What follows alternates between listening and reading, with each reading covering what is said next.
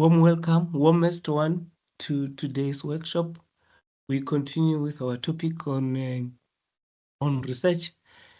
We are still on the introductory part, but you will see, as we have indicated earlier on, our research processes are iterative in that they repeat earlier processes, earlier stages. We make reference to earlier concepts. But what happens is that we progressively move from phases to future phases. So from the earlier discussions, you will see that today constitute a build-up from the previous two sessions. So we'll start touching on concepts and we'll start describing them. Reiteratively so, although we would not exhaust them per se, you will note that every time when I come across a concept that I think has got a dedicated workshop, I will always conscientize that this one we shall have a dedicated session, we shall have a dedicated session. But today, most of the concepts are going to be touched on the research process. This is the session which I thought that I will defer or will skip, but I noted when I was looking at it that it is worth actually presenting. And I think it is one of the stepping stones that are taking us now to specifics of more detailed concepts. And we entitled this the research process. My name is there. You can see Konanani Korombi. Today is the 29th of May 2025. The slides that you see in front of you is a broader overview of what we will focus on today. We'll look at exploration, we'll look at the research design, we'll look at the research proposal, the research execution, the report, and if time allows, I think we can also look at the common mistakes in research, mistakes that most researchers, particularly the starting researchers, make.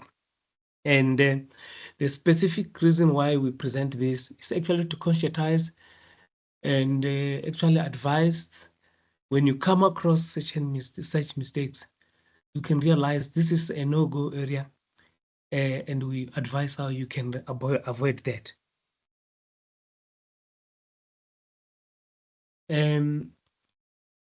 In the course of this workshop, I prefer in most cases to make reference to practical case studies. And today I do have two. And when I present these case studies, the specific objective is that I share with you my experience. And the examples that I share are not necessarily correct. And these examples are from the projects that I have executed, but I have successfully completed them. So wherever I present an example is for purposes of discussion, and it gives us an opportunity to critically look at it and see if what I have done is in line with what the authors are saying. So we can decide whether to follow what I've done or otherwise. And every time when I think I've not done a specific process correctly, or I did not define a specific concept correctly, I will also indicate that this one I think I didn't do correct. Where I've done well, I will also try to indicate. So I give you the opportunity to also criticize, to indicate, no, that one was not correct, this one is correct, or this one I like, or this one I do not like. So the two cases are from the two research projects. One is on the role of vendor culture in nature conservation. This was for the project which was done for the completion of the degree Master in Technology, Nature Conservation in 2001. The other one, the establishment of catchment management agencies in South Africa, an organizational design perspective. This was for the completion of, it's partial fulfillment or completion. Magister Science in Public Administration, Northwest University 2019. This is the latest and the recent one that I've completed. But I use them as case studies so that we can learn from them.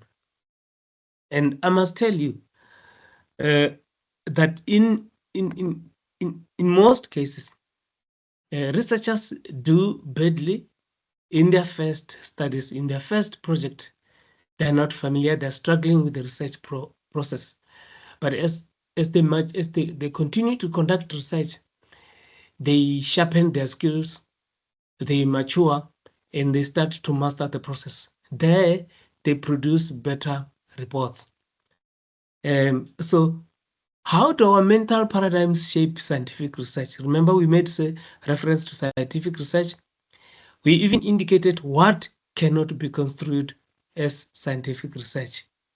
We presented a number of examples. But at its core, all scientific research are an reiterative process of observation, rationalization, and validation. What this means is that you go to and fro, you observe, you rationalize, you validate. Or you validate, you observe, you rationalize. Or you rationalize, you validate, you observe. These processes, sometimes you will find that you don't have any other as the starting or as the last one. So you can exchange where you start and where to finish. But in the observation phase, we observe a natural or social phenomenon, event or behavioral behavior that interests us. In the rationalization phase, we try to make sense of the observed phenomenon, event or behavior by logically connecting the different pieces of puzzle that we observe, which in some case may lead to construction of a theory. We will see how this shapes when we continue. Finally, in the validation phase, we test our theories using a scientific method through a process of data collection and analysis, and in doing so, possibly modify or extend our initial theory. However, research design vary based on whether the researcher starts at the observation and attempts to rationalize the observation, which can be said as an inductive approach. In this approach, you collect data, and data actually eventually assist you in your rationalization, and you can even use the process in building theories. Or whether the researcher can also start as an ex ante rationalization or theory and attempts to validate the theory. This is the deductive approach. You will later on you will be able to see how we define theories and how we use theories and how we give effect to theories. Because at master's and doctoral level, researchers are required to actually implement a theory. They are required to base their studies on this theory. In other words, they test the theory. But I must also say that research is not only about testing a theory. As we've seen earlier on, an inductive process can lead to the development of a new theory. In the process of testing theory, our validation might include us refining a theory. We can or reject or refine it if we think that this theory, actually if the findings can actually assist us in changing or refining the theory. Hence, the observation and rationalization and validation cycle is very similar to the induction deduction cycle of search discussed in the first workshops. I don't think we might have made reference to these concepts earlier on. But if we did not, do know that the other one starts by giving a theory, is a deductive approach. And the other one that starts with the observation is an inductive approach. But there is a stage which is in the middle here, which is rationalization, and it is the results of validation. Most traditional research tends to be deductive and functionalist in nature. In other words, they depend much on the theories that are in existence, and then they test this. So if they test it, if they validate it, it is correct, it's fine. If the findings confirm with the existing theory, it is fine. But if there is emergent, as I've indicated earlier on, there is different findings, it can lead to us revising the theory or even extending it further. And I want to start by looking at the process of exploration, which is the first phase of research. This phase includes exploring and selecting research questions for further investigation, examining published research in the area of inquiry to understand the current state of knowledge in that area, and identifying theories that may help answer the research question of interest. I want to indicate this just upfront, that every step of the research process involves the use of literature. You will remember that immediately when you identify a research topic, in order to continue with the next phase of the research process, you need to do an introduction to your research study, to your study, or you have to write the background. The writing of the background constitutes literature research, because that is where they refer you to examining published literature. Here you explore, you need to understand the current knowledge in the research area. And this will actually assist you to find out if the identified topic or the research questions that you have in mind have already been researched. So it assists you to position yourself to actually opt for that which has not been examined. I always keep on saying to people, there is no need to conduct research if you want to conduct research that has already been researched, because research contributes to the body of knowledge. And what that means is you close gaps that are there in the body of knowledge. And the knowledge and the gaps that are there in the body of knowledge can only be demonstrated by studying literature, because literature will show you that this topic has been studied. This topic has been studied only half, or only one side, or only one perspective of this research topic has been studied. That means that there are other areas or other dimensions that have not been investigated. So those constitute gaps that if you want to study, you venture into that. But when you are reading literature and you find that the topic has been covered, the one that you've identified, then that is a no-go area. It means that your research topic is not feasible. Please don't study that one. Look for another one. And this is the reason why the author here is saying, when you study literature, then you are going to be assisted to find out if your research question has already been answered or it has been explored in earlier research. So we want to see gaps in the literature.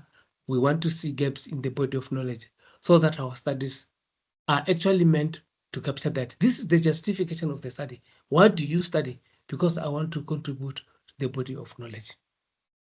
Now, in some instances, you find that the topic has been studied.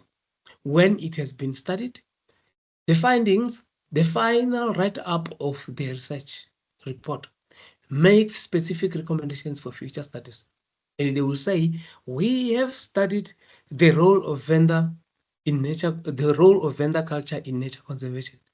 But there, we only concentrated on plants. But there are other dimensions or other aspects of the natural environment, such as the soil, such as water, such as animals, have not been studied. So we recommend that these be studied. One of them be studied, or they be studied in combination. So recommendations from earlier studies can also assist us in actually finalizing our research topics and actually showing the research gap that is there. And that gives us an opportunity to contribute to the body of knowledge. Then also as a justification why we need to study. So I'm emphasizing these things, knowing that there are people who have never conducted research and people that are at the point of working on their research topics. So this is very important, your literature review on the study background or on the introduction to your study. It will assist you in identifying areas and refining your research topic. The first step in the exploration phase is to identifying one or more research questions dealing with a specific behavior, event, or phenomenon or interest. Research questions are specific questions about a behavior, event, or phenomenon of interest that you wish to seek answers for in your research. So examples include what factors motivate consumers to purchase goods and services online without knowing the vendors of these goods or services? How can we make high school students or more creative? And why do some people commit terrorist acts? So it might be some of the research questions that can be posed. I want to say something at this stage that the university guidelines will be differ from institution to institution, and the guidelines in one university will differ with respect to different disciplines. I know that UNISA has got not less than 5 or 6 colleges. So your colleges would have provided you with specific research guidelines. I'm saying this because I wanted to make a point that not every some guidelines will require you to even include research objectives rather than research questions.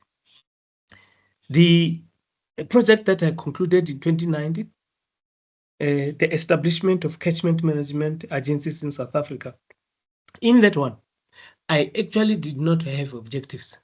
What I had was only research questions. In other words, I developed one main research question with a number of sub questions. So I moved like that. And I was surprised because in all my studies, there is nowhere where I've never developed research objectives. And alternatively, on the other hand, in other studies, it was only in one study where I had research questions. All the other studies that I conducted only had research objectives. So I'm just in the middle of everything, a mixture of all these things. Now, research questions can delve into issues of what, why, how, when, and so forth. More interesting research questions are those that appeal to broader population. They address real and complex problems and where the answers are not obvious. Now you get it. When they say they appeal to a broader population, so it is something that is not only for the researcher's interest. And the other thing that I want to indicate to you is that you must remember, when you write, you don't write for yourself. You write for the second person, you write for the third person. So when you write, other people must understand what you are saying. And this is the reason why, after we have written a research report, it is subjected to language editing, so that the language editor writes it in a language that can be understood by many. I do understand that we all belong to our specific disciplines. One might want to argue that, but a natural scientist is only writing to natural scientists. No, you're not only writing to academics. There are people who can use your research, even if they don't belong to the specific discipline that you are. So what we write is for the consumption of the other people, for the third, for the second and the third. So we choose research questions that are of interest to the broader community. And it is recommended that these research questions should address real and complex problems. In other words, there are also, this is speaking to the research topic, because remember, your research question is also going to support the research topic. You question things that when they are answered, those things are going to actually assist you to give effect to the research topic. You've got the research topic, then the broader research question with sub questions. Those are the instruments that must assist you to execute your research project in a way that you give effect to the topic. This is the reason why, if the findings do not agree with the topics, what you do is to tweak the topic so that it speaks to the findings. So we also need to address real problems here. We don't have to be abstract and hypothetical or toy problem or investigate toy problems. The answers should not be very obvious, because if it is obvious, there is no need to conduct research. We must not be very narrow. Narrow focused research questions tend to be less useful and less interesting, and less suited to capturing the suitable nuisance of social research. Now, please don't get confused, because we also discourage too broad research topics. But here they're encouraging us to have broad questions, but they say we must not have too broad topics, because they will not be researchable. We will not even finish collecting the data for that. But here, when you have your topic, you can then broaden your research question in terms of the research topic. You must remember, you have narrowed the research topic to be specific. Therefore, you can broaden the research questions.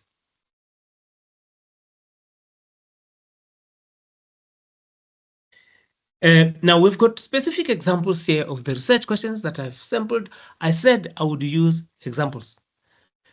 This is from a project on the establishment of catchment management agencies. Now, the topic is, I read it again, establishment of catchment management agencies in South Africa, an organizational design perspective. Now, listen how the research question was worded: in support of this research topic, and so that we can be able, in the entire research project or research process, give effect to the research topic. Now, this is how the research question was worded. Can an analysis and implementation of the principles of organizational studies and organizational design assist catchment management agencies and their CEOs to manage their respective water management areas more effectively, so that a better service can be rendered to water users? Do you see that there is mention of catchment management agencies, CMAs? I said establishment of catchment management agencies. There, the question also includes catchment management agencies to show that it is being streamlined with the research topic. But I've said an organizational design. Then again, you see a perspective, an organizational design perspective. So the question also says the principles of organizational studies and organizational design. So in order to give effect to our research topic, and this can be said to be broader enough because it is more or less equivalent to the research topic that I have. And I want you to engage me on this. If you think it doesn't make sense, then I can further explain. Because this is at the core of the success of executing the research. Because once you do not have the correct research question, you will not be able to execute the research and you will not be able to give effect to the research topic. And after you have the overarching research question that appears to be more or less equivalent to the research topic, in order to give effect to it, you have to unpack it by developing specific questions. Your specific questions will assist you to give effect to the broader research question, because we said it should be broad. But how do you give effect to it when it is very broad? The strategy is to develop respective specific sub-questions that you can use to give effect. And these navigate you as you execute your research project. Specific research questions. The following specific research questions are applicable to this study, to the study of Catchment Management Agency in South Africa, the organizational design. Now let's see how these sub-questions give effect to the broader research question. The first one says, on which theoretical principles is the phenomenon organizational design founded within the context of organizational studies? And if you remember, the research question made reference to the principles of organizational design, and it made it made reference to organizational studies. Now, this same sub question also makes reference to the theoretical principles pertaining to organizational design, and also reference to organizational studies. Now, you must remember, when at the end of your studies, we need proof that you have actually answered the research questions. So in other words, at the end of the studies, we would go back and find out, did the researcher explore the principles of organizational design founded within the context of organizational studies? So this one then sends you to do something about organizational design. And later on, I'm going to show you that these organizational design are actually, okay, organizational design, there is a theory in line with the organizations and organizational design. So in exploring organizational design, then we used a theory. And I've already said that we are required at the level of PhD and master's studies to actually test a theory, or we can also develop a theory. Another concept that we'll look at is the conceptual framework. If we are not implementing a theoretical framework, we would then implement a conceptual framework. We will clarify the two concepts when the time comes in specific workshops. Let us just look at the second research sub-research question. It says, what is the history of the establishment of catchment management agencies in South Africa, and which legislations lay the foundation of water management? And if you remember, the topic has something to do with catchment management agencies in South Africa, and we said an organizational design. But the topic starts by the establishment of catchment management in South Africa. Therefore, the second research question wants us to investigate how this is done. What does the legislation and the policies of the country say about these institutions? So we will be able to link this with the research topic. In other words, we are sent to go and explore literature on this specific aspect. The third research question: what is the current situation of the CMAs, or catchment management agencies, and their CEOs in South Africa, with the focus on Nkomati, Usuthu, and Brede catchment management agencies? Catchment management agencies appear again for the third time. Now, what is their situation in South Africa? And if you focus on the two that are existing, Nkomati, Usuthu, and the Brede Goritz CMAs, then what is their current situation? So the findings and the study results must be able to address this as one of the research questions. But all of these are still linked to the broader research question. The last one, which is the fourth one, I don't know if I just missed the fifth one, but let's just go to the fourth one and see what it says. It says, how can the organizational structure of the CMA, now you see CMA comes in again. How can the organizational structure, and I read organization again, organizational structure and CMA. How can the organizational structure of the CMA be designed? This relates to organizational design, and it has already been stated in the very first, in the broader research question.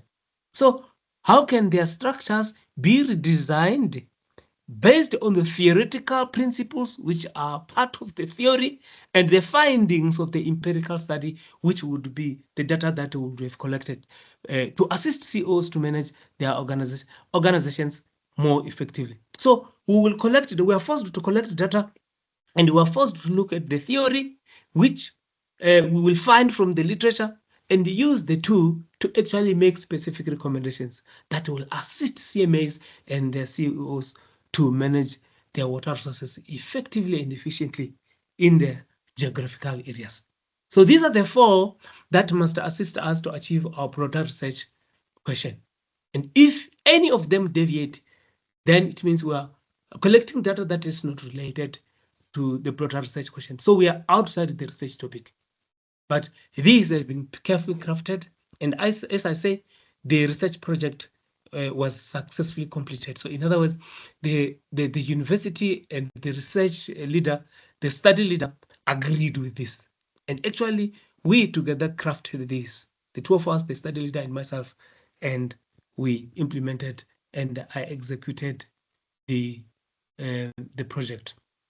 I want to pause here so that I don't speak alone, and I want to hear if I'm losing anybody, and I want to hear if there is somebody who's listening and who is understanding who can make comments.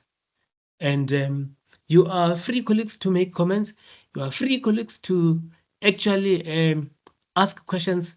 And what I've said earlier on in the first engagement with you is that a researcher investigates and he finds answers to questions that are there, that he poses. So we are researchers, we are investigators, we make contributions to this. And I think you might have seen today's workshop topic. So you should have read and have prepared. You can make contributions from that perspective. But if you forgot to study, or if you have studied but you don't understand what I'm saying, you can ask questions. The floor is open, colleagues. A question on the chat from Zinhle. Okay, She's asking if we could have both questions and objectives and why. It's on the chat. Oh, okay. I will not answer all of them. Some of them should be answered by colleagues who are participating here. You know, when at first, when we were still developing the research proposal, I had both questions and research objectives. At the end of the study, when we were submitting the report for external examination, and we were editing the document and finalizing it, then I realized, hey, I don't have the objectives. Then I called the study leader, hey, we have printed and we started to bind. Oh, actually, yeah, we had passed the external examination. I said, oh, we have printed, we have bound the 4 copies required by the institution. But I noted that chapter 1 does not have objectives that we had before. Then he just said, don't worry about those. You see, he doesn't tell me anything. But you see, when I was preparing for this, and I don't know whether it was last year or a year before last, in 2023, then I read and noted that some authors recommend that in qualitative studies, you would use research questions. You would not have objectives. So I then saw what happened with the quantitative studies. Yeah, the quantitative studies do use objectives. I don't remember if they combined research questions and research objectives. But if you know how I advised the other guys before last year, by the way, I said you must have a research question, because all of them, most of the people say they want research questions and research objectives. Then I said, okay, if you want both of them, go and develop a broader research question. When you turn your broader research questions around, it becomes your purpose statement. Please do that for me. And when they do that, they find that they've got a purpose statement. And I said, okay, try also to turn your research questions around and make them research objectives. Or if you have started with research objectives, go and turn them into questions. You will find that you cover the two. And I do think that there are people who finally completed their research proposals with research questions and research objectives. So in other words, I'm answering what I said I would not answer. I think there are, particularly for the University of South Africa, there are people who had research questions and research objectives. I don't remember the department. And I think they successfully submitted their research proposals. So I've answered what I said that I would not answer. But I think the logic is that the other disciplines would want research objectives in the other disciplines, or other colleges or other institutions, or they would say, if you are doing qualitative, only do research questions, but if you're doing quantitative, only do research objectives. But I've seen people combining it, and I didn't see it being tendered down. They did not say it was tender away. So I've answered the two, but it makes logic. You see, if you research question, you see, logically in our minds, an objective is something that is a statement of intent. It points and it tells you what you will do. But you can also base it on the research question. So people think that if they do not have research objectives, they feel that they don't have anything that tells them what they should do. But as researchers, we should also feel comfortable that if the department says only research questions, then they're going to guide us and support us in executing the thing. But you see, we must study. When we study, we would see if these things conflict or they can jelly together. But to me, if you've got research questions, you've got research objectives, you can still succeed. But I say I have done projects without research questions, most of them, but there was only one where I used research questions. Any other question? I was asking in the chat if when we are doing our research questions, is it us having to answer those research questions during the literature review, or the research questions has to get the answer on the final documentation that we share once we have followed the entire process of the research? How is that working? Thank you very much. A very good question. A research question is actually pointing to you where areas that must be addressed by your research project. I want to. I must just find an example and turn one of these into an objective, and I will tell you what I've done. Okay, what is the current situation? Objective number 3. Sorry, research question number 3. What is the current situation of the catchment management agencies and their CEOs in South Africa, with the focus on Nkomati, Usuthu, and Brede Horits CMAs? This one, in order to respond to this one, you see, it is me responding, but is the research project that is responding to this question. What I did is to turn this, say in my mind, I turned it into an objective, which I did before the study leader could throw it away. I could say, investigating or assessing the current situation of the CMA and the CEOs in South Africa with specific focus on the Nkomati. In other words, I have done this. How I've done this was to identify a section under literature review. It is in my chapter 2 of this project. Under that chapter 2, I investigated the current situation of the CMAs. Then I looked at documents and literature that talks at how the CMAs are structured, how they are operating, if they've got challenges and problems, then I documented that one. Then I had a specific section that focuses on this. And when at the end of the research project, I wanted to prove to readers if I've answered all my research questions, then I would say section number that has actually answered research question number 3, because there, if you go and look at it, it is entitled the situation or the current situation of the CMA and the CEO in South Africa, and all the details, all the information is there. So in other words, in your research, you should have sections or you should have chapters that are actually writing about these questions as a way of responding. Now, let me go to there's another one here. Say, for instance, okay, let's go to the last one. How can the organizational structure of the CMA be redesigned? Ne? But when you redesign it based on the theoretical principles, then in other words, you should have explored the principles of the theory of organizational design.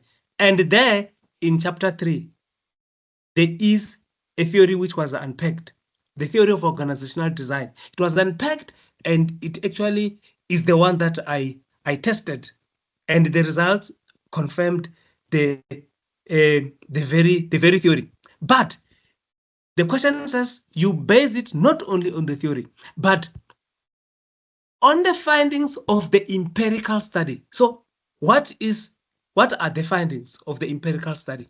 These are the findings. This is the data. In other words, it is saying you must go and collect data in the field.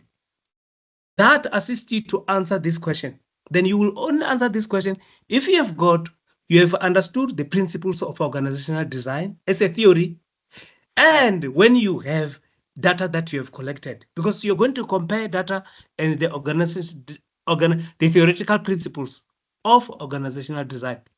And you use those to recommend that the CMAs should be designed in this way. Because when we collected data, our findings tell us that no, man, the CMAs should be, it will better function if they are designed in this way. Or they are struggling because they lack this principle, which is found in the theory of organizational design. So, our data and our theory must jelly together. We use it to make the final recommendation. Therefore, in my recommendations, I used the findings and I used the principles of the theory of organizational design to actually answer the last research question. But do I make sense, or I still confused? No, it's making sense. Thank you, Doctor. Are you happy? Okay. Yes, thank you very much. Anything that is not clear here, colleagues, you can make a one-on-one session if you are afraid of asking in front of people, or if you are ashamed. So you can have a specialized meeting with me on Teams, Microsoft Teams, and we discuss anything that you want. Because I know that you are at different stages of conducting research. If you are starting, then you will ask questions related to the beginning. If you are towards the end, you ask those. And if you think they're irrelevant here, then make special arrangements. We will engage with you. Now, the other aspect that need to be addressed, we have made reference to literature review, colleagues. The next step is to conduct a literature review of the domain of interest. We have finished the research question now. So we've got the research question, but how do we understand it better, and how do we understand the research topic better? I've said a lot about this, but I repeat it, or it is reiterative for your benefit. The purpose of literature review is threefold. One is to survey the current state of knowledge in the area of inquiry. I've said that you must understand what is happening so that you don't duplicate research. Your research would be thrown away. And so that you better are able to explore and research unresearched areas. The second one, the purpose is to identify the key authors, the key articles, the theories, and the findings in that area. And you will see what other authors have done and what they've not done. You will see what their findings are. The different articles that have addressed your research topic, you will be able to find them from your search engines, whether it is Science Director or any other research engine, Google Scholar. So you start to understand these things. We have made the reference to theories, and theories, you can only find them when you study. And findings in that area. So in other words, what has been written has got findings, and in some instances, recommendations have been made and conclusions have been made. So this assists us to base and to contextualize our research study. Our research project. To identify gaps, this is the third purpose. to identify gaps in knowledge in that research area. I've said this several times. Literature review is commonly done today using computerized keyword searches in online databases, and I've made an example of Science Direct and Google Scholar. Keywords can be combined using and or operations to narrow down or expand the search results. Remember, we said your search topic should be broad, but I said your search topic should be narrowed. And here they refer to narrowing and to expanding the search results. So with the use of keywords. And I think a lot of us are masters of these because we use technology, we use computer. It's not like in the past when I did not have a computer or when I did not have access to internet, where I had to physically go to the university library, University of Venda, University, techies. I collected my literature from techies, some from TUT, and I was not even studying there. But I had to go there physically because I did not have access to internet. But once a short list of several articles is generated from the keyword search, the researcher must then manually browse through each article, or at least its abstract section, to determine the suitability of that article for a detailed review. From here, when we finish this workshop, we are going to look on a detailed workshop about literature review. So all of these will be discussed in detail again, and we will be able to engage on how we can improve and maximize on what we hear from the literature. Literature reviews should be reasonably complete and not restricted to a few journals. Do you hear this, colleagues? Not to a few journals or a few years of publication or a specific methodology. So in other words, we must be broad, we must do it complete from various perspectives. Let's do the years. You will remember that I said on Thursday that I argued with people who thought that you can only use literature which is not more than 5 years old or 3 years old. I argued because I researched this and I've got specific answers, which said that you use a relevant literature, and you can. And I think last year I demonstrated when we deal with literature review, you will see when I do a literature map that I did at one of the studies used old literature because it was the only relevant literature that could be used, and there was no any literature at that time that was recent, but I had to depend on old literature.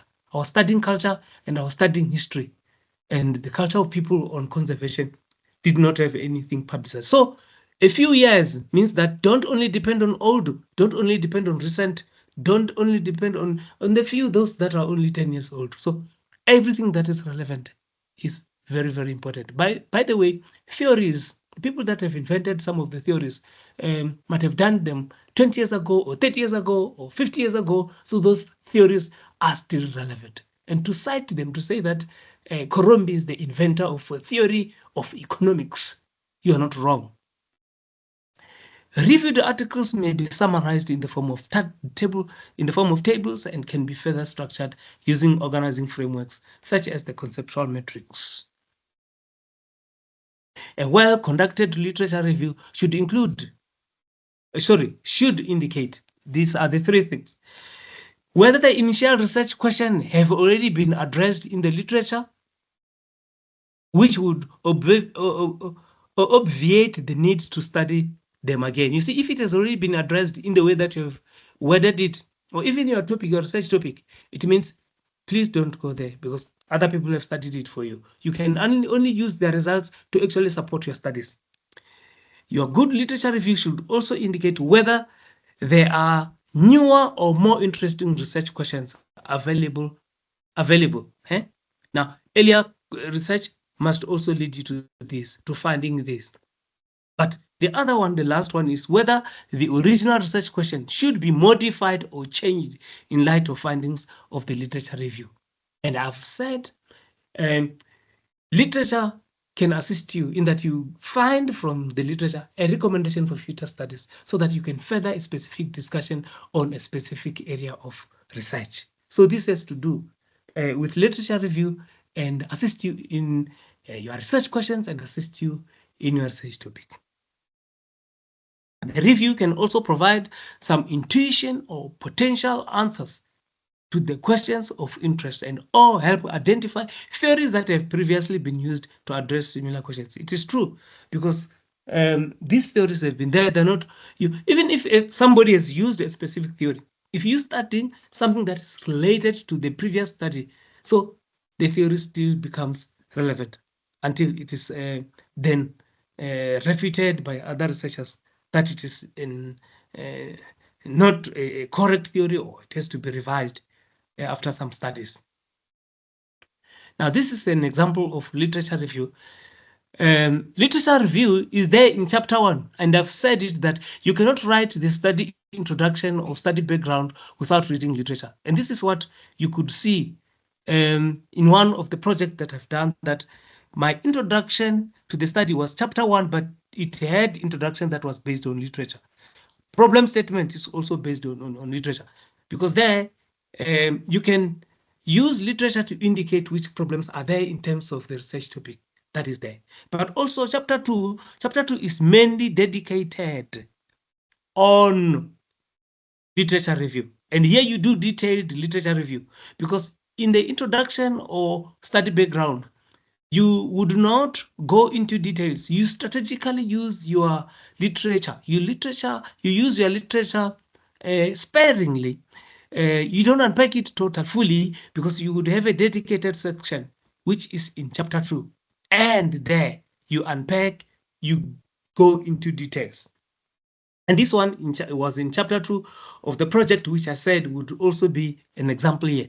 The establishment of catchment management agencies. So its chapter 2 was entitled CMS and Water Resource Management within the context of legislation. Oh, this is that very. Do you remember the research question which I made as an example? I'm going to show you that research question and how it was answered here in chapter 2 under literature review. Let me go back to it so that I can assist. Melo, you see now, what is the current situation of the catchment management agencies and their CEOs in South Africa, with the focus on Inkomati, Usuthu and Brede Horrors? You see, then it is answered here. CMS and water resource management within the context of legislation. Then we use this literature review chapter to answer that research question. So it had introduction, current status of water in South Africa, progress in the provision of water, and we would also have something to write about the catchment management agencies, because our specific interest here is the organizational design. And as we say so, it means we're talking about the catchment management agencies as institutions. And this chapter 3 was dedicated mainly on the theory. Organizing and organizational design in public institution, a theoretical perspective. And if you remember, the research topic is establishment of the catchment management agencies in South Africa, and it ends by a theoretical perspective. Now, here is where in this chapter we explored the theory of organizational design so that we can assist in correctly designing the catchment management agencies, which are the institutions that we are trying to study. So we would implement the theory of organizational design with respect to the catchment management agencies in South Africa. So we had introduction, the study of organizations, the study of catchment management agencies. So we give effect to the principles of organizational design, defining the concept of organization, organizational structure, and design. So there are a number of concepts. And later on, I would be able in some workshops to show you how I've given effect to this theory, even when I collected data.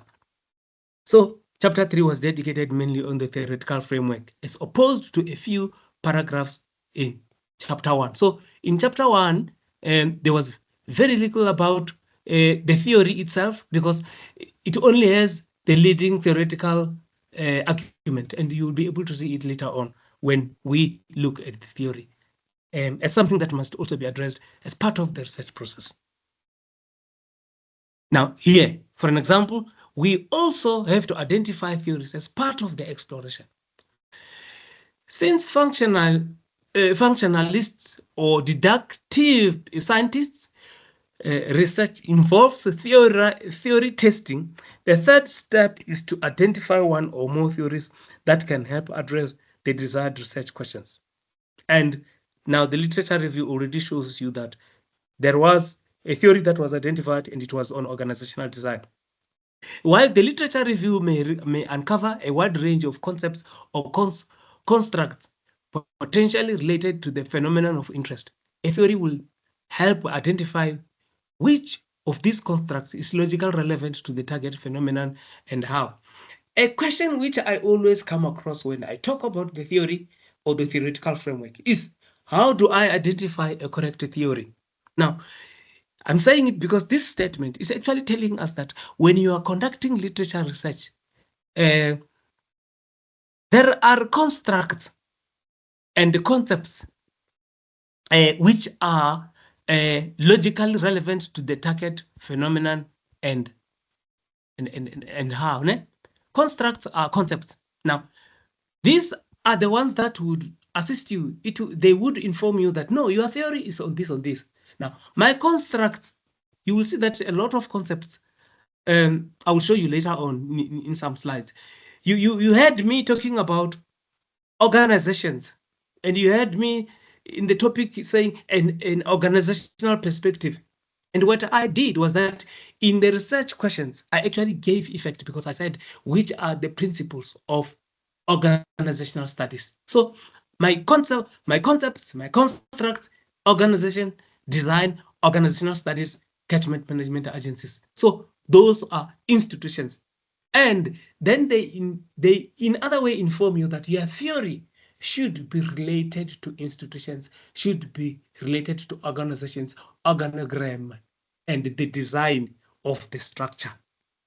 And by the way, the entire studies was on how we can design the organization or the structure of the catchment management agencies. So constructs are important, and they come from literature review. Foregoing theories may result in measuring a wide range of less relevant, marginally relevant, or irrelevant constructs, while also minimizing the chances of obtaining results that, you see, in other words, we are told here we must just not to conclude on the theory without actually having a reason and a rational or a basis on which they are grounded. Your theories are grounded on the concepts under investigations that are related to the phenomenon under investigation. Now, in functional research, theories can be used as a logical basis for postulating hypotheses for empirical testing. And this is the reason why, you see, my very first sub-research question has to do with the theory, the principles of organizational theory. So, in other words, I wanted to make sure that we give effect to it, actually by examining it, presenting it, so that even when we collect data, we give effect to the theory of organizational design. Obviously, not all theories are well suited for the study, for studying all social phenomena. Yes, theories must be carefully selected based on their fit with the target problem. You see, your problem is about organizations. That is why your theory is related to organizations, and the extent to which their assumptions are consistent with that of the target problem. The target problem is organizational design perspective. So the principles are related to the organizational perspectives because they are the principles of organizational design. They fall under organizational studies. We will examine theories and processes of theorizing in detail in future workshops. We shall have a conceptual framework and a theoretical framework in future workshops. But let me show you what has happened and how I gave effect to the theoretical concept and to the theory that I've implemented here, that I've tested. And this is what appears in chapter 1. It was when I was introducing the theory, when I was building a basis to argue for a theory. And I'm going to show you that this statement was not exactly about the theory, but it was actually a basis on which the theory was introduced. Let me read a little bit, because I was reading about the institutions that are established based on the National Water Act 10 8 of 1996. Though I had to make reference of this document because it is the one that says they must be established and they must have an organogram. They must execute specific functions. So let me read this for you. And you could see the very time when I started writing something that has to do with a theory. So we referred to it as a leading theoretical statement. Listen to this. The Constitution, Act 108 of 1996, sorry, this is not the Water Act, but the Constitution states that every person has the right to access to sufficient water and food and to health care services. This means that every person living in South Africa has the right to, among other things, sufficient, affordable, clean water. This is the fundamental act of the country. But in the public service, public institutions, now I start talking about institutions because this is the organizational design perspective. In the public service, public institutions such as the catchment management agencies should implement relevant legislation and government policies to give effect to legislation and policies. Legislation and policies will give organizations the powers and authority to operate and deliver services to citizens. You see, this paragraph has introduced institutions as CMAs, and it speaks about organizations, it speaks about powers and authority, and that is done through delegation, and it has got a legislative basis, which is the National Water Act. But everything starts from the country's constitution, as I've written. So I've introduced institutions, catchment management agencies, and these only operate well if they're well organized. So I made reference to organizations down there at the bottom. Then let's see the next statements, which is another paragraph. Catchment management agencies are established in specific areas to represent local communities at a regional level, which means, in theory, that certain water resources management functions are delegated to local communities that should be empowered to take decisions.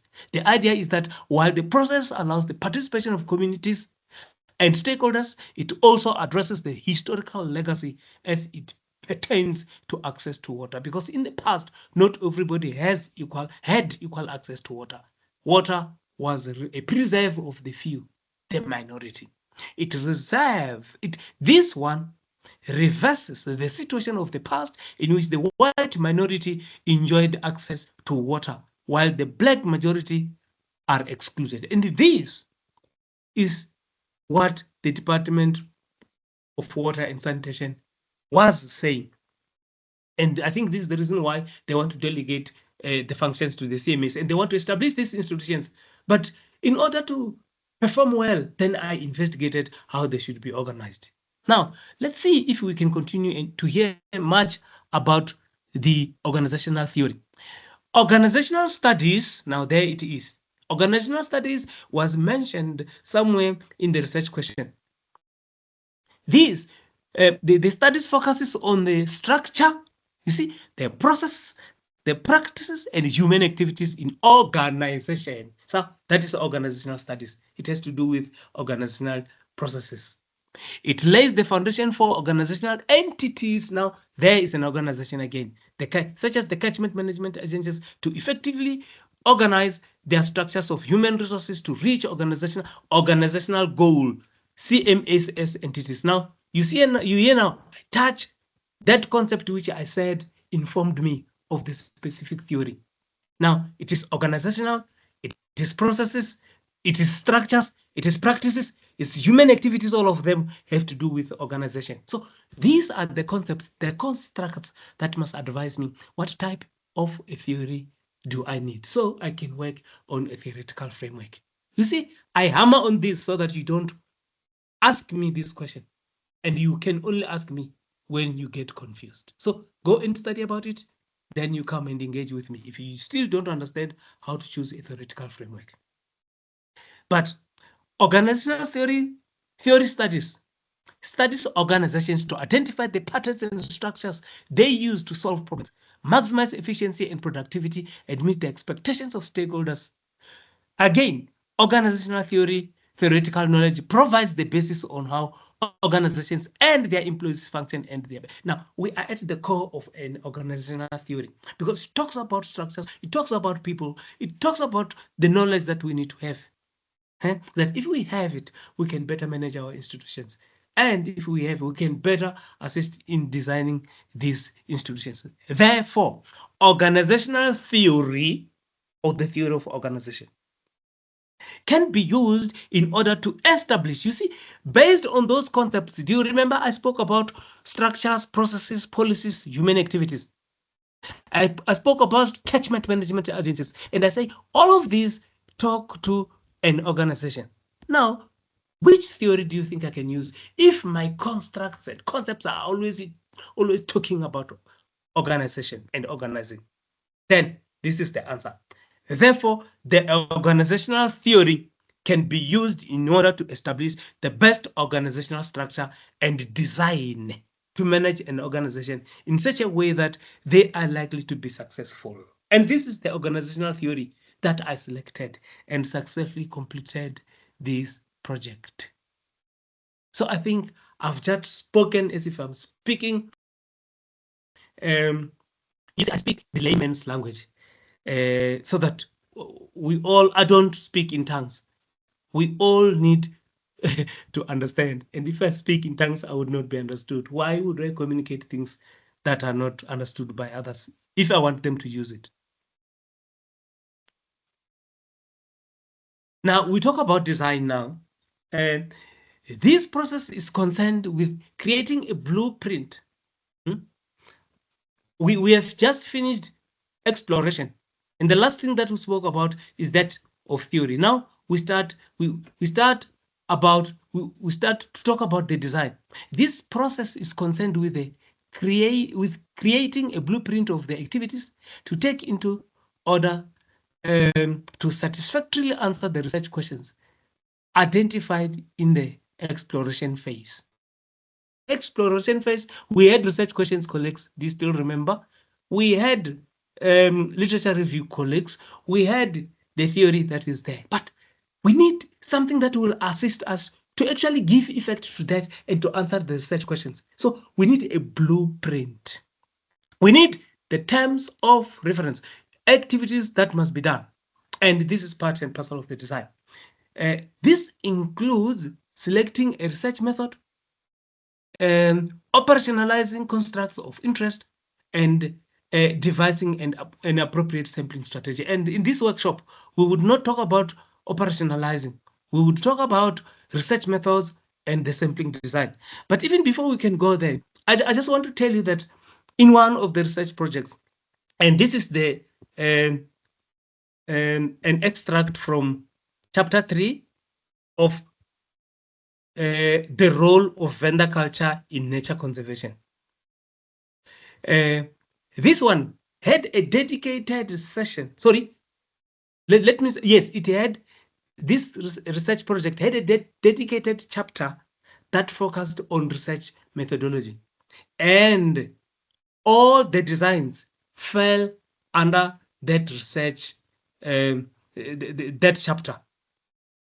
And let me indicate to you that this is the reason why in its introduction, it has got sampling and it has got interviewing as a method. Sampling is another strategy, which is part and parcel of developing the blueprint, and the interviewing is a methodology. Let me move fast now. Now, let's just look at, let's skip operationalization and let's look at the research methods. Simultaneously with operationalization, the researcher must also decide what research methods they wish to employ for collecting data to address their research questions of interest. Such methods may include quantitative methods such as experiments or survey research, or qualitative methods such as case study or action research, or possibly a combination of both. I did in the role of vendor culture in nature conservation, I actually used mixed research method. So it's a combination of both the qualitative and the quantitative research approaches. But I also, in another one, which is not an example of today, have used action research. So If the experiment is desired, then what is the experimental design? Then you need to describe it. I will be able to show you that all these methods needed to be described. And if you've got a sampling design, you've got to describe a sampling design. So there is other researchers, other authors, other people that read your research report should be able to understand how you have implemented a specific research method. And you need to give background to it to show that you actually understand it. You didn't just write it. And this is how you become a professional, even a professor and a doctor. If survey, do you plan a mail survey? Do you want telephone survey? Do you want web survey? Are you going to drive a vehicle to conduct a survey to distribute your questionnaires so that you can collect data? So you need to write how all these methods will be done and how you understand them. For an example, for complex, uncertain, and multifaceted social phenomenon, multi-method approaches may be more suitable, which may help leverage the unique strengths of each research method and generate insights that may not be obtained using a single method. And in the research language, we use the terminology triangulation, meaning using more than one research method in this context. In other words, they can, in some instances, triangulation is used where you collect data from different sources. So from different sources. So the application of different methods is referred also as triangulation. So here they are arguing that it is for complex or uncertain or multifaceted social phenomenon, so that you can use the strength. You might find that one method cannot achieve the research objectives. So you augment it by bringing another method so that the weakness of the other method is augmented by the strength of the other and vice versa. So this is what they're recommending here. But in the next slides, we will see how triangulation is implemented in the example presented. And this is when we were collecting data for the organizational design, establishment of catchment management agencies. And I want to show you what we decided to do here. We said data will be collected with the use of unstructured one-on-one. That is one method. And focus group interview. So what I did was to have in-depth interviews face-to-face with individual persons. One person I meet and I have got this in-depth interview. When I finish, I go to the other one. And when I finished all the people that I wanted to interview, then I called a group of them, then have those. So it is two methods. The other one is the group interviews. The other one is one-on-one interviews. So that is the triangulation that they referred to and the one that I emphasized. But an important, this is how I gave an account of those methods. You can see semi-structured interviews. I tried to unpack them and how I see it and how I've done it. Even the focus group, then I describe what it is and what was done. And I think this was based on the two authors above there, Webb and Aryocombe, Jabadan and Skute. Those are the people from who I've based the design of semi-structured interviews and focus groups. And I think there was a third one that I've discussed. I just cut it here because it would not fit in this screen. But you could see that anything that you do, you must describe, you must present. And luckily, this is augmenting what we said, we triangulate. So I've described more than one because I've used more than one method. In some cases, you would have where a chapter is dedicated on research methodology. Then you also have to unpack all the methods in details. Now, this is the difference one. I just want you to see that here, my discussion was just one paragraph per each of these methods. Semi-structured interview, a paragraph, focus group, a paragraph. But here, when I come to face-to-face interviews, this was a different studies. This is about the role of vendor in nature conservation. There, in that one, because I had a dedicated chapter on research methodology, and that is where I said that is where we have the design. So I had to go into details to explain. Then the face-to-face interviews does not only have one paragraph, because apart from this paragraph, there are other pages where it was discussed. So this is what we are required to do to show that we indeed understand and master what we've done. And we can also assist other people to follow suit and go and use the same approach that we've done in the area where we have collected data or in different areas. Now, let's look at this sampling strategy as part of the design. Researchers must also carefully choose the target population from which they wish to collect data and a sampling strategy to collect a sample from that population. You'll remember last week you were asking me the size of the population, the size of the number of people that you need to collect. So you were asking questions that relate to the sampling strategy. And I say to you, we will still have a workshop that details and that unpacks sampling strategies, all of them. But we are saying here, as part of the design, we need, again, to carefully choose the target population from which we wish to collect data.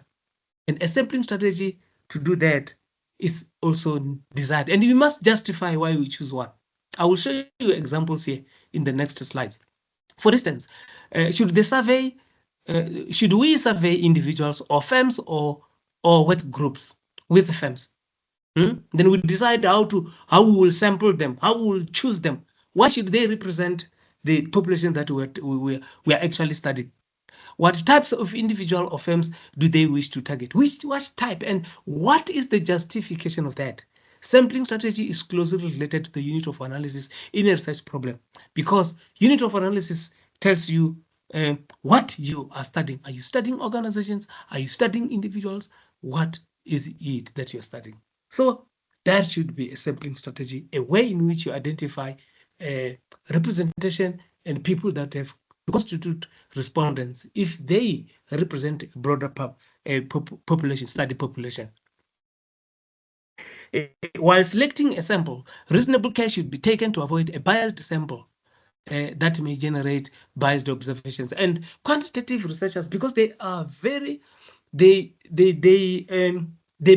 base their research on positivist paradigm, do not want biasness, and they believe that by being objective, then you can be able to avoid the element of bias. This is the reason why in quantitative research, you use probability sampling designs that would determine who to sample.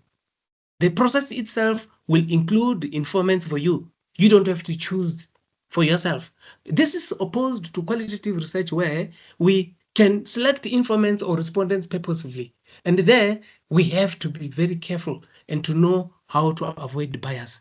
Because we argue that if you purposefully select people, you can select your friends and you can select people that respond and give you answers that you are wanting. And what are the strategies to manage this, to ensure that you have got valid results and you've got results that are not biased, and your study can also stand the test of time? Two sampling approaches are probability, which is mainly used by the quantitative researchers, and non-probability, which is used by us who are qualitative researchers. Sampling will be covered in depth in later workshops. I've said this earlier on. Now, I have got a slide that shows you, this is an example of what I've done with sampling. Maybe I don't have to read all of it, but I must indicate that the discussion of sampling design is here, is in this. So in other words, in this research project, this is about the catchment management agencies. I have discussed how sampling would be done. And I said I would use non-probability sampling. But in that, I go down to indicate that I selected one of the strategies under the non-probability sampling approach as purposive sampling. And why did I do that? It is because had I used probability sampling designs, I would have included information that would not give me the relevant information. So in other words, when I wrote the sampling design, I downplayed probability sampling. You see now, I said, if you use non-probability sampling, the element of bias is very high.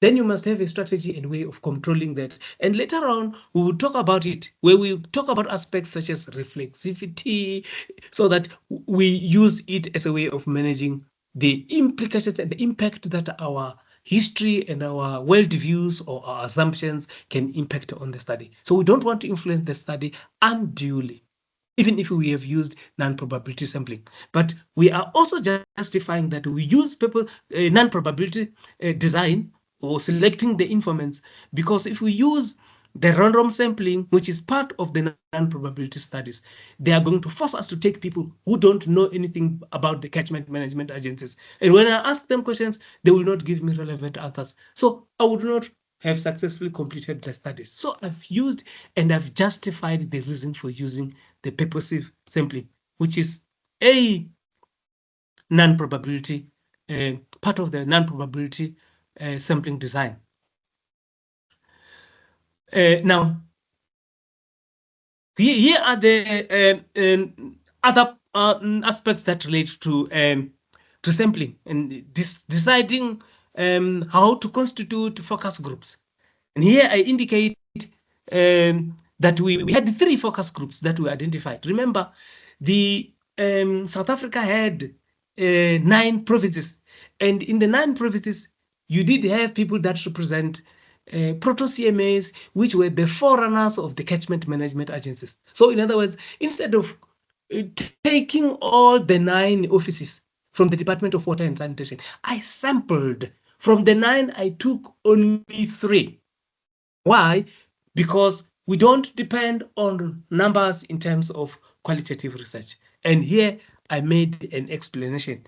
So in other words, I continued to explain how the focus groups were constituted and how they were established, who were the members and how many they were. So this is my justification. And I want to stop here before I can come to the research proposal. And I want you to engage with me, particularly on the sampling designs and research methods. Looks as though the first question was, good afternoon, Doctor. How would you approach a research design and method that aims to do a desktop study for policy analysis? So research design and method that aims to do a desktop study for policy analysis. I don't know. I think it is very, very broad. Can you repeat it for me? Then I will just pick some elements and talk on them. Okay. How would you approach a research design and method that aims to do a desktop study for policy analysis? All right. There is a statement that I want to make and put up front. Your research question actually dictates the research design and the research approach that you would adopt. Now, I hear that there is reference to policy and there's going to be policy analysis. Then I want to understand, is the person going to analyze documents only, or the person who will undertake empirical studies will collect data from the respondents? You see, if you are going to the respondents, then you have got to choose a method that allows you to collect data from the respondents. But if it is only document analysis, then the method has got to do with document reviews. And these methods are there, and they are the ones that you need to explore and master how to implement them. So that is my question in a nutshell. Is that clear, or we need further clarification? I must first look, I said I must look at my research question. Then my objectives would also tell me I'm going to collect data or I will not collect data. There's a theoretical research where I only deal with documents, so I don't go to the field. So it means the methods must also tell me I don't go to the field. So if I go to the field, I'm going to collect from the field from people. Then it means methods have to do with asking questions and collecting data and analyzing. I'm a postgraduate student in public health. I would like to ask a question regarding the use of theoretical frameworks in research.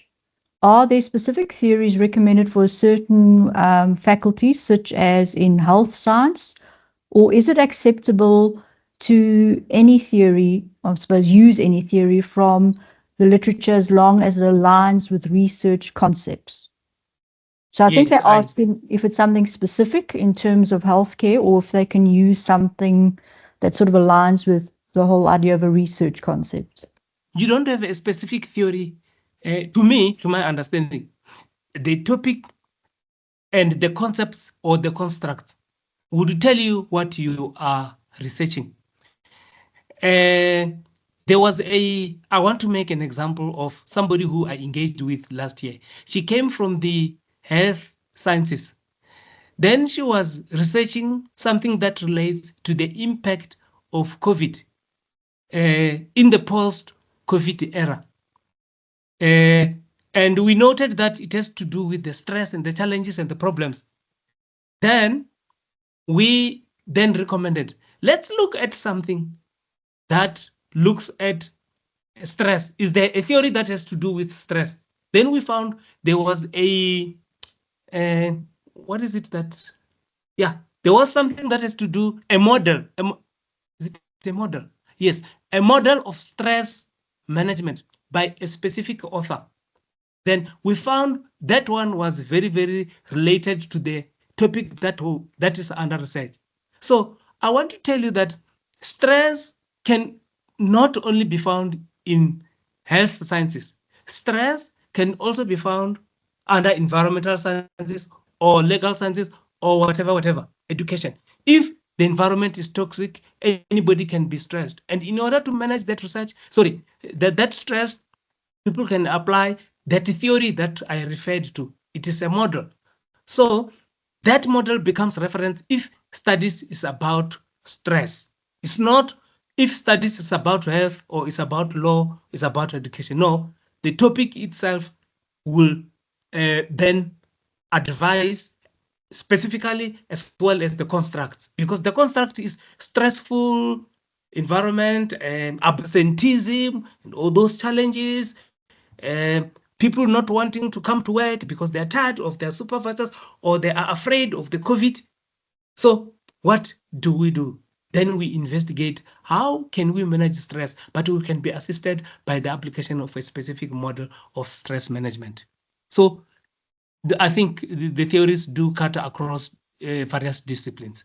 And I think you also don't forget to ask this question when we come to a workshop on theoretical frameworks and conceptual frameworks. We will repeat and we can cite specific examples. My question is for advice seeking. I want to understand, is it advisable to triangulate on the data collection method?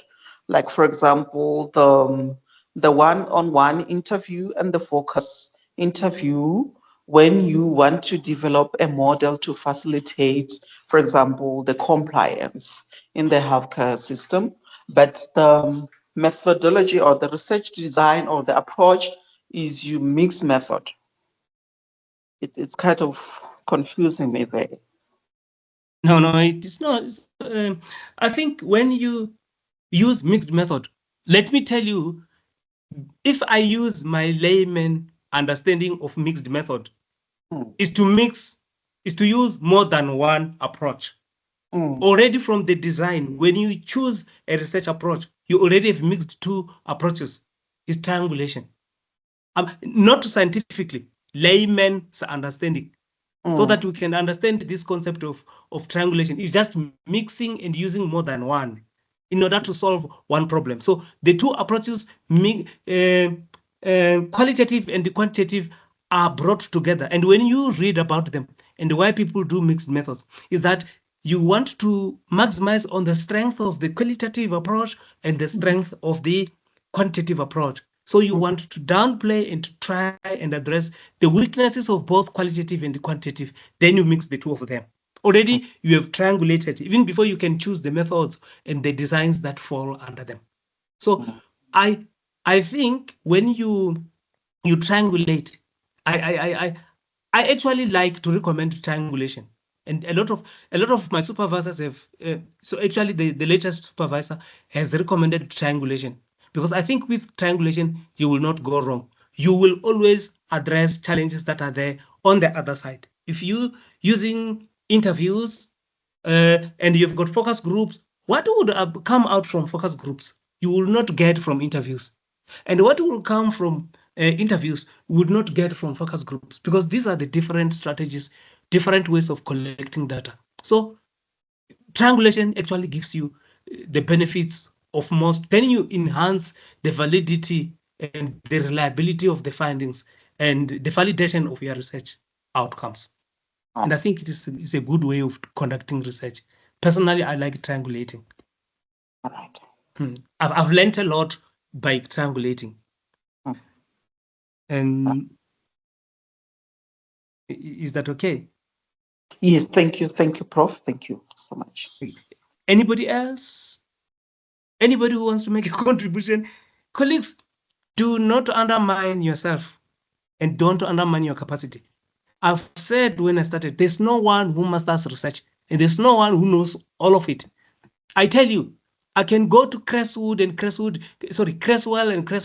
This is the guru of writing qualitative research, but they don't write it in Chivenda. If I go to Thohoyandou and to the Chibasa area, I tell you what I've done there. They will never have done it, whether they're in America or in Europe, because they only know that environment. So I know research in South Africa, in the Limpopo and in Venda. I can tell you that if they come here, I will lead the studies with them.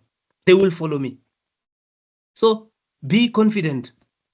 Everything that we've spoken, colleagues, is part and parcel of your research proposal. And if you have done all what we've discussed and you package it, you have done your proposal. And at this stage, there is a recommendation that everything should be packaged so that they become a proposal. But I also want to say to you, we are going to have a dedicated session on which we look on a proposal. But what we have done today, we have done very well. We just analyze all the components that go into a proposal. So it will be reiterative when we deal with the actual proposal session or workshop. But at this stage, it is often a good idea to write a research proposal detailing all of the decisions made in the preceding stages of the research process and the rationale behind each decision. Now, I'm happy that here they're talking about the decisions that should have been made in the previous sections. Everything that you do in research, whether you're writing the sampling strategy, whether you're writing the research method, whether you're doing literature review, remember, when you're doing literature review, you are going to find different authors who define theory in a different way. And it is your responsibility to choose the definition that suits your interest. And when you've made that choice, you must justify why you choose that person. And my only way of defining, of justifying what I've chosen is that this approach or this definition is the one that is suited to my research objective or to my research study. And implementing it will assist me in achieving my research objective. And remember, I would have already presented my research objectives or my research question. So everything has to be decided on, but must be justified. The multi-party proposal should address what research questions, no, this is what we've done. Research questions, why? The prior state of knowledge in this area, theories you wish to employ along with hypotheses to be tested if you are a quantitative researcher, how to measure, construct, what research methods, we have said something about that, and why, and desired sampling strategy. So they're telling us we bring everything together in logical form. And when we do research proposal, we will see what starts and what follows, and we will continue to describe them. Funding agencies typically require such a proposal in order to select the best proposals for funding. And you know this because the majority of you are working. You know that there are different types of proposals. Now, this proposal that we're talking about here might be a proposal to get approval from the ethics committee so that I can go to the field to undertake my studies so that I can qualify doctoral studies, master studies, honor studies, or any other qualification. But at work and in other organizations such as the NPOs, you do proposals so that you can approach the donor funders, the sponsorship funding organizations. Then you must write this proposal in an understandable way, in a way that people can understand what you want, so that when they invest on you, then they are sure that they're not just pouring money into their drain. You're going to use the funds for which it is meant. Even if funding is not sought for a research project, a proposal may serve as a useful vehicle for seeking feedback from other researchers and identifying potential problems with the research project. Before starting data collection, this initial feedback is invaluable because it is often too late to you see, with yourselves, if you are studying for a specific qualification, you want to use a research proposal as a way to get approval from the ethics committee, to get approval from the university, from your department, and from your study leader. So I argue a research proposal is a contract between the study leader and the student or the researcher in terms of those that are seeking academic qualification. It is also the terms of reference for the research project, because in your proposal, you have got the design section where you indicate what activities you would do, which research methods you would follow, that I will interview, that I'll have one-on-one interviews, focus group interviews, and that I will select 5 people or 20 people. They will be teachers, or they will be lawyers, or they will be students, women or females, or they will come from blacks or whites or whatever, everybody. So that is where you indicate in the design what you will do. It constitutes the terms of reference, and you are led by that. But the other thing that we can mention is that a research proposal is a proposal as the name suggests. If you go into the field and you find that what you have proposed is not implementable, the opportunity is there to change. And in qualitative studies, the good thing is that you can adapt. Sorry, in social studies, the good thing is that you can, while you are in the field, you can adapt. You change the strategy. And when you write the research report, then you indicate, we proposed to do it this way on the proposal, on the project proposal. But when I went to the field, it was not feasible to follow the specific recommendation, approach, design, the specific design or the specific research method. Then I did this instead of the proposed one. So it shows that you are versatile, you are good. And in some instances, you will find that the strategy that you employ in the field is also not even there in literature. So you break new ground. And when you break new ground, you are actually contributing to the body of knowledge. You are doing something that has never been done by anybody. Research execution. When you have a proposal approved by the ethics committee, then you must implement. And what do? Okay, having decided who to study, what to measure, and how to collect data, the research method, the researcher is now ready to proceed to the research execution phase. This includes pilot testing, the measurement instruments, data collection, and data analysis. Then this is when we are allowed to go to fieldwork based on the proposal that we have. And one important aspect, part of the fieldwork, is the pilot testing. Now, pilot testing assists you to test your measurement instruments, your instruments for collecting data. If this is indeed collecting what you anticipated, it should collect. If there is an error and it needs to be revised, then you would see when you are collecting data in the field by this pilot testing that what I'm getting is not what will assist me in achieving my research objectives. Therefore, I must go and revise it. And indeed, you must revise based on the feedback from the pilot study. And here is just an example of the pilot study that I executed. This is the role of vendor in nature conservation. A pilot study was carried out over a period of 10 days in January 1998 at Mapate and Haluvimbi villages, respectively, which are villages under the Chivasa area where the study was undertaken. But the objective, listen to this, the objectives were to test the interview schedule and the method of sampling. You see, to find out if indeed the sampling was correctly designed, and indeed if the data collection method was correct. According to Fink and so on, all questionnaires and interviews must undergo a pilot testing process. But from that pilot testing, I identified some few problems that had to do with the interview schedule, that some answers that were coming were not correct. Then I have to revise how the interviews were done and how the questions were set. And there is something that had to do with the timing of interviews. Remember, when you go to the field, you don't make an appointment with an interviewee or a research participant or respondent. You just go there and rock, and they're not waiting for you. So I was arguing here. I discovered that when I get to homesteads, households, some people were busy. They were not waiting to be interviewed. So how do I go about this? You go about persuading them. It was in Venda, people speak Chivenda. I was from the same culture, then I have to be polite with them.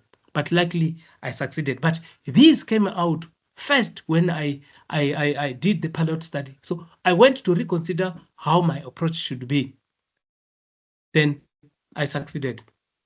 But when you have done, we are left with 6 minutes. But when you have done that piloting, then you collect data.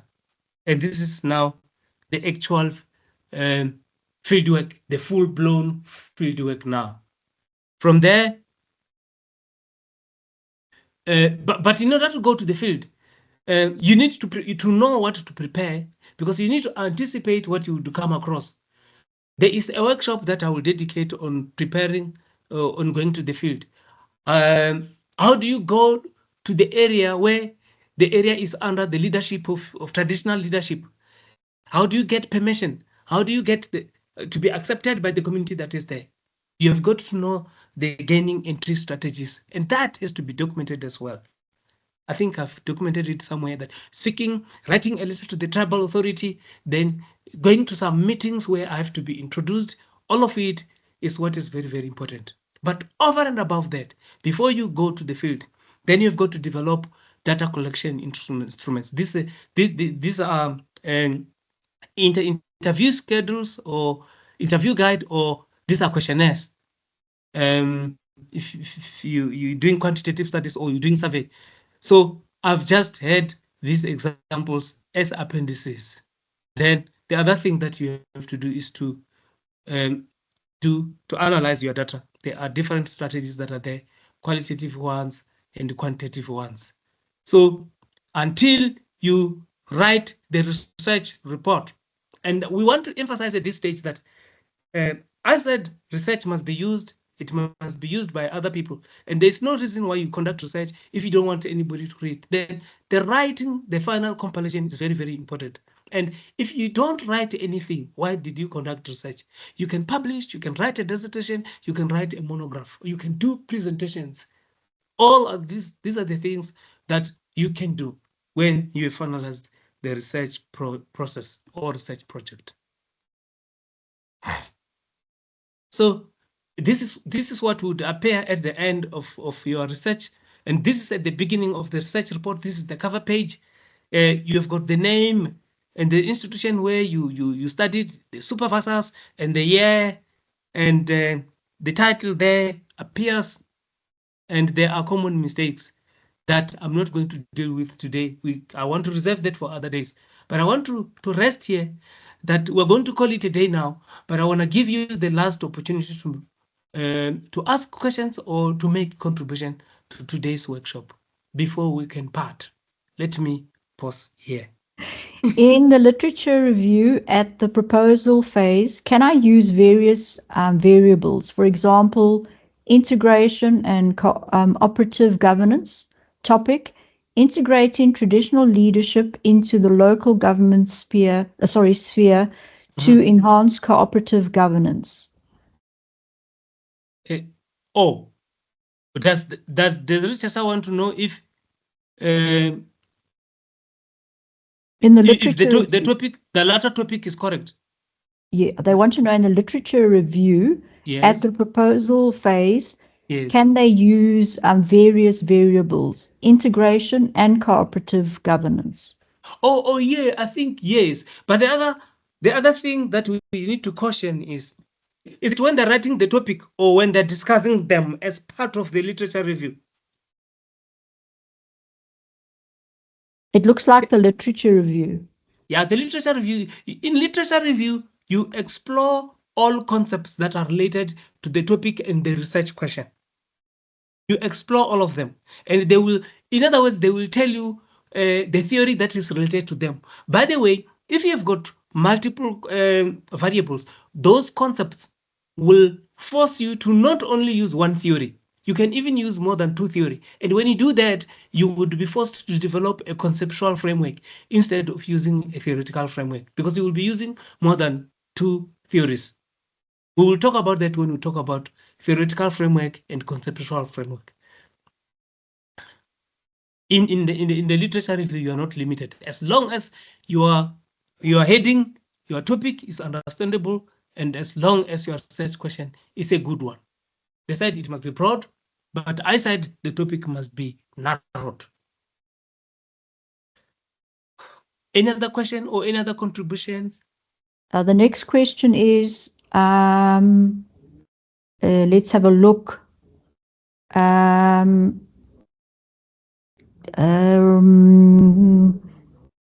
Is it possible to use piloting in qualitative research? To use what? It looks like piloting. Piloting. Yes, in qualitative research. Yes, I do agree, because there you would have your interview guide. Maybe it is not well structured, or it is asking questions. For an example, if you've got leading questions, you will find that people answer in the way that you want. Or if you have got confusing questions, people will fail to respond to your qualitative question. And therefore you have to when you're piloting it, it means it gives you an opportunity to go and find those mistakes. Then you go and revise so that you can ask correctly. So piloting is very important. Can you throw a little light on differentiating on some of these terms? Method, methodology, approaches, proposal, and process. I know. Okay, let me tell you. Thank you very much for asking that one. Don't forget it. You must remind me every time. We are in phase one of the research process. And here we introduce each other to research, and we do the preliminaries of the research. One of the workshop will focus on the research approach. And the research approach is this broad term that talks about the approach that you will adopt in your research. And you've got three only. It's either qualitative or quantitative research approaches. And the third one is the middle one, the mixed one. Those are approaches. But you see, sometimes authors use different terminology to mean the same thing. Now, and I want to talk about research methods and research methodology. And you have seen, I had chapter 3 in one of the research project, which says methodological justification. And I said there, they're talking about everything that has to do with the design. Now, do you see now how I understand the concept of methodology? Methodology will encompass all the designs that is there, the approaches and the processes that are there. To me, I term them methodology. And please go and study about them. You might be confused, or sometimes you will understand it, but practice makes it perfect. But methodology is a specific strategy that you use, a methodology for collecting data. Interview is a method. Sorry, A method of collecting data is an in-depth interview, or I said focus group interview. Those are the methods to me, and they are lower. They are not. They are part and parcel of the methodology because they are the process activities and they are part and parcel of the design, as I have said. And then there was another terminology. You said process and what? Process, and they also asked proposal and process. Okay, no. A proposal is a document, is a research, is a project. What can I say? Like a plan. Yeah, it's a plan. Beautiful. Thank you very much. You are a co-facilitator. Yes, a project proposal is a project plan. That is why I said it has got terms. It is terms. It's sort of terms of reference or an agreement between you. It's a contract between you and the study leader. But a process is what happens. Listen to this. A process of conducting research is a stage-by-stage process. It seems that it is something that's flowing. It starts from point B and it moves to point A or point 4, point 6, and so on. It's a process. It's not a standing thing. It starts here and it continues. A process has got continuation. It flows. So that is how I understand them. But colleagues, when you read literature, someone can talk about methods or methodology or process or design. I have read just yesterday, I think it is today or yesterday, I read someone was saying, was calling focus group a method. You see, but I call focus group process as a research design.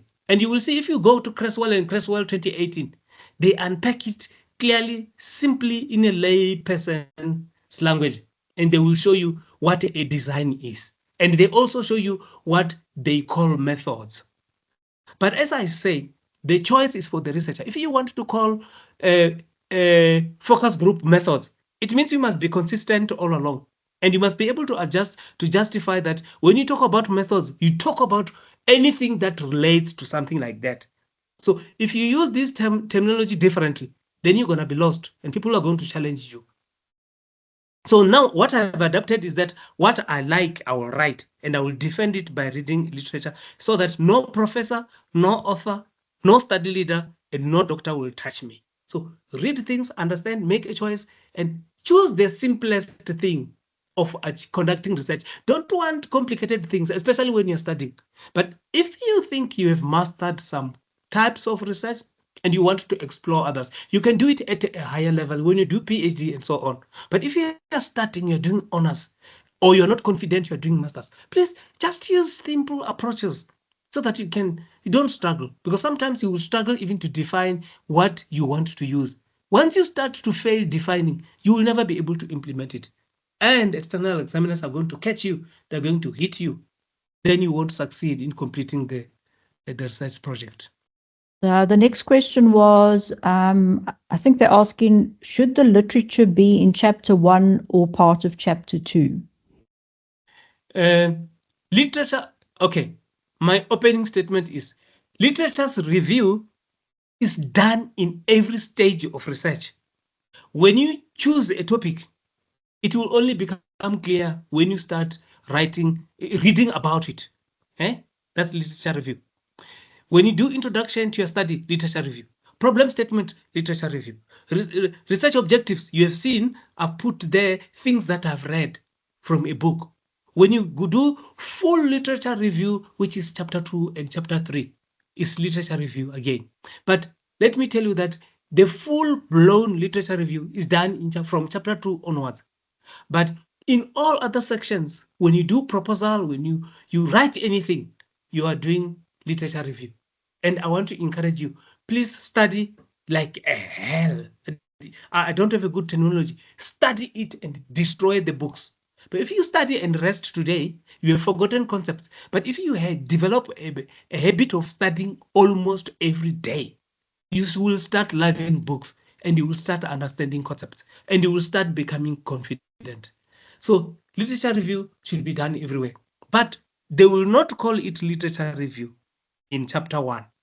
No, they will say write a study background or present a problem statement or present a leading theoretical argument. But in order to write those, then you consult literature. Then chapter 3 or chapter 2 and 3, literature review. I don't know if that one answers. I want to ask is there any recommended percentage or number of participants for the pilot study to be rigorous? No, it does. We don't have a recommended number because this is just a testing ground, and we just take any number, so that you can test your instruments. I've never seen anything recommended. Anybody who talks about pilot study is that you just take any feasible number, then you test. All right, thank you, Prof. And there's no way that mistakes would not emerge. You know, even by one person, you can see that, oh, I've got problems in this instrument. When you go to the second, the fourth, the fifth, when you finish 10 people will say, oh, no. This data collection instrument needs rigorous review. And go, please read. So you can challenge me or you can challenge these authors. Remember, I select specific authors. What I speak here is what they write. And what I do, I critically look at them. And I also want you to do the same. So if they talk things that are not implementable or which are not clear, let's debate them. Let's critically look at them and let's make recommendations on further investigating them so that we can get those that resonate with our understanding of the research process. But anyway, thank you very much.